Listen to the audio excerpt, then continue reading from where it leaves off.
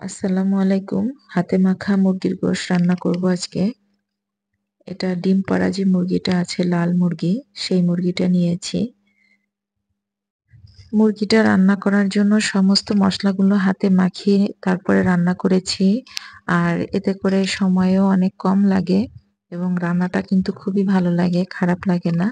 যারা রান্না করেননি তারা করে নিবেন। আমরা গরুর গোশ হাতে মাখিয়ে রান্না করি বা অনেক রকম ভাবেই রান্না করি, কিন্তু মুরগির গোশ কিন্তু ম্যাক্সিমাম সময় অনেকেই কষিয়ে রান্না করেন। তো মাঝে মাঝে এরকম হাতে মাখা মুরগির গোশটাও রান্না করে দেখবেন, এটাও কিন্তু ভালো লাগে খেতে। তো চিকেনটা ভালোভাবে ধুয়ে পরিষ্কার করে নিয়েছি। চিকেনগুলো পানি ঝরিয়ে পাতিলে নিয়েছি। একে একে সমস্ত মশলাগুলো অ্যাড করে দিব। পেঁয়াজ কুচি দিয়ে দিয়েছি এখানে। পেঁয়াজ কুচিটা একটু বেশি করে দেওয়ার চেষ্টা করবেন। আবার অতিরিক্ত পেঁয়াজ দিলে কিন্তু মাংস টক লেগে যায়, তো হিসেব করে দিতে হবে। দিয়ে দিয়েছি বাদবাকি মশলা, দারুচিনি, এলাচ, গোলমরিচ গুঁড়ো, লবঙ্গ, বড় এলাচ, কালো এলাচ যেটা, এটা দিয়েছি। একটু স্টার অ্যানিস দিয়েছি। আর দিয়ে দিয়েছি আদা বাটা, রসুন বাটা, শুকনো মরিচ, হলুদ গুঁড়ো, জিরা গুঁড়ো, ধনিয়া গুঁড়ো। তবে এখানে আমি আরেকটা গুরুত্বপূর্ণ টিপস দিব। চিকেন রান্নার সময় কিন্তু অবশ্যই রসুন বাটাটা একটু বেশি ব্যবহার করবেন, আদা বাটাটা একটু কম ব্যবহার করবেন। আমার এখানে প্রায় 4 থেকে 5 টেবিল চামচ রসুন বাটা আছে। আর সেক্ষেত্রে আমি আদা বাটা ব্যবহার করেছি 3 টেবিল চামচ। রসুনটা একটু বেশি দিবেন, আদাটা একটু কম দিবেন। এতে করে চিকেনের স্বাদ কিন্তু পারফেক্ট আসবে। আর রান্নাটা করেছি সরিষার তেলে। আপনারা চাইলে সয়াবিন তেলেও করতে পারেন। তবে গরুর মাংস, মুরগির মাংস যেকোনো কিছুই সরিষার তেলে রান্না করলে কিন্তু স্বাদ অনেক বেড়ে যায়। অসম্ভব মজার একটা স্বাদ হয়। ঢাকনা দিয়ে দিয়েছি এবং হাই হিটে আমি ঢাকনা দিয়ে রান্নাটা করব। 2 টো তেজপাতা দিয়েছি, দিতে ভুলে গিয়েছিলাম।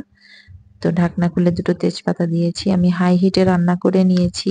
চিকেন থেকে পানি বের হয়েছে, সেই পানিটা কিন্তু খুব ভালোভাবে নেড়ে-চেড়ে কষিয়ে নিতে হবে। তো এই চিকেনগুলো কিন্তু মুরগিটা একটু শক্ত হয়, হার্ড থাকে, আপনারা জানেন। অনেকে কিন্তু প্রেসার কুকারে দিয়ে দেন। তো প্রেসার কুকারে দিলে এইরকম ভাবে ভালোভাবে কষিয়ে তারপরে প্রেসার কুকারে দিতে হবে। আর আমি প্রেসার কুকারে দিচ্ছি না, ভালোভাবে কষিয়ে নিয়েছি এবং গরম পানি অ্যাড করে দিয়েছি। চিকেনের খুব সুন্দর একটা কালার এসছে। তবে আমি চিকেনে কিন্তু একটু আলু ব্যবহার করব, যেহেতু বাসায় আমার বাচ্চারা আছে, ওরা আলু খেতে পছন্দ করে। প্রথমে চিকেনটা একটু ভালোভাবে সিদ্ধ করে নিয়েছি। মিডিয়াম ভাবে সিদ্ধ করে তারপরে আমি আলু দিয়েছি। তো চিকেনে কিন্তু খুব সুন্দর একটা কালার এসছে, আপনারা দেখতে পাচ্ছেন। আলুটা দেওয়ার পরে ভালোভাবে মিশিয়ে নিয়েছি। এখন আমি কিছু কাঁচামরিচ দিয়ে মিডিয়াম টু লো হিটে আমি ঢাকনা দিয়ে আমি এখন এটা রান্না করব। এতে করে ধীরে ধীরে চিকেনের ভেতরে মশলাটা প্রবেশ করবে, আলুটা আস্তে আস্তে সফট হবে এবং এর স্বাদটা কিন্তু বেড়ে যাবে। এই পর্যায়ে কিন্তু কোনোভাবেই হাই হিটে রান্নাটা করা যাবে না। আর একটা মশলা রেডি করে নিয়েছি, দেখতে পেয়েছেন। শুকনো মশলা, জিরা, ধনিয়া এবং শুকনো মরিচ শুকনো খোলায় টেলে নিয়েছি, এটা গুঁড়ো করে নিয়েছি। সবশেষে এটা আমি ব্যবহার করব।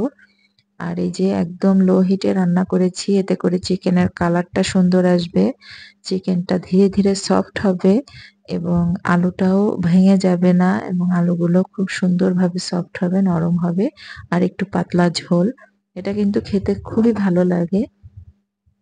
রান্না শেষ, চুলাটা বন্ধ করে আমি এই যে ভাজা মশলাটা করেছি সেটা দিয়ে দিয়েছি। এখন কিন্তু চিকেনের কালারটা আরো সুন্দর এসছে, আপনারা দেখতে পাচ্ছেন। এরকম পাতলা ঝোলের চিকেন কিন্তু সবারই ভালো লাগে। কাছ থেকে একটু দেখিয়ে দিই, খুবই চমৎকার একটা রং এসছে। আশা করি সবার ভালো লাগবে। আর ভালো লাগলে চ্যানেলটি সাবস্ক্রাইব করবেন। আল্লাহ হাফেজ।